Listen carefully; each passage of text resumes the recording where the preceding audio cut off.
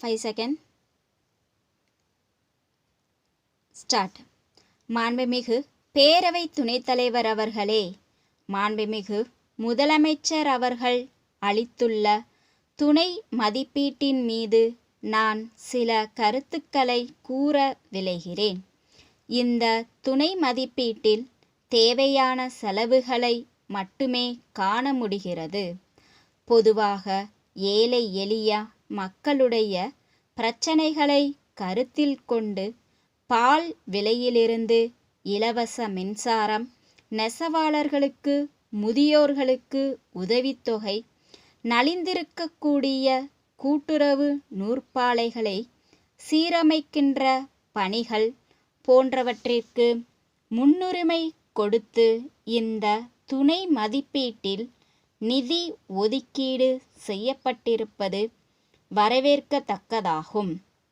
அதுபோன்று மாண்புமிகு முதல்வர் அவர்கள் காவிரி நதிநீர் பிரச்சினைக்கு நிரந்தரமான தீர்வு காண்பதற்கு கர்நாடக அரசோடு சேர்ந்து பாரத பிரதமர் அவர்களிடத்திலே அந்த பிரச்சனை குறித்து பேசி சுமூகமான முறையில் தீர்வு கண்டிருப்பதை நான் வரவேற்க கடமைப்பட்டிருக்கிறேன். அவர்களிடையே ஏற்பட்ட உடன்பாட்டினால் தஞ்சை மாவட்டத்தில் வேளாண்மை உற்பத்தி செய்யக்கூடிய விவசாயிகள் பலர் நாள்தோறும் செத்து கொண்டிருந்த நிலைமை மாறி அவர்களுடைய வாழ்க்கையில் ஒரு நம்பிக்கை ஏற்பட்டிருக்கிறது. முதல்வர் அவர்களுடைய இந்த முயற்சியை நான் வரவேற்று வாழ்த்த கடமைப்பட்டிருக்கிறேன். அடுத்தபடியாக நெசவாளர்கள் பிரச்சனைக்கு நீண்ட காலமாக தீர்வு காணப்படாமல் இருந்தது.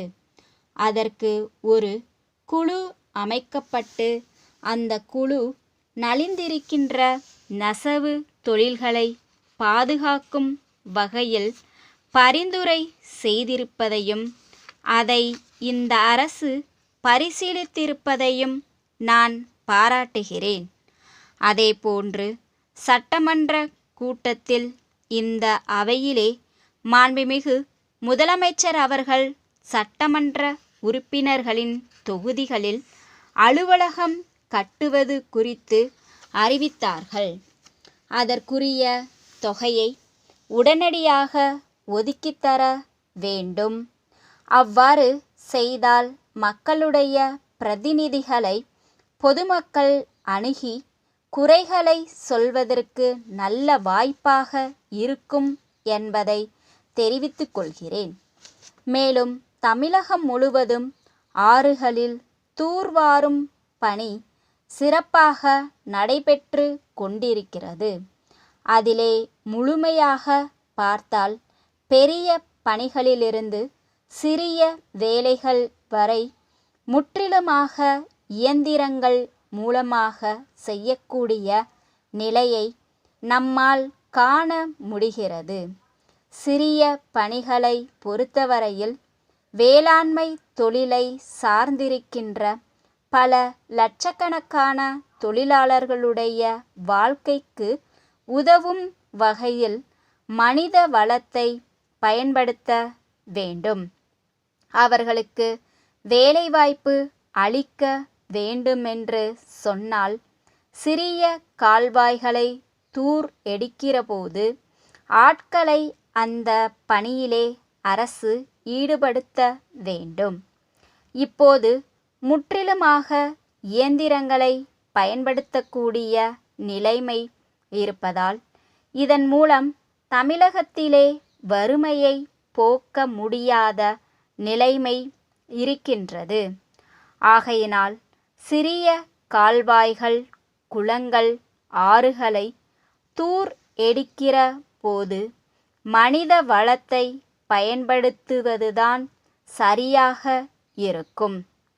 ஆகவே எதிர்கால திட்டங்களிலே அதுபோன்று செய்ய வேண்டுமென்று முதலமைச்சர் அவர்களை பணிவோடு கேட்டுக்கொள்கிறேன்.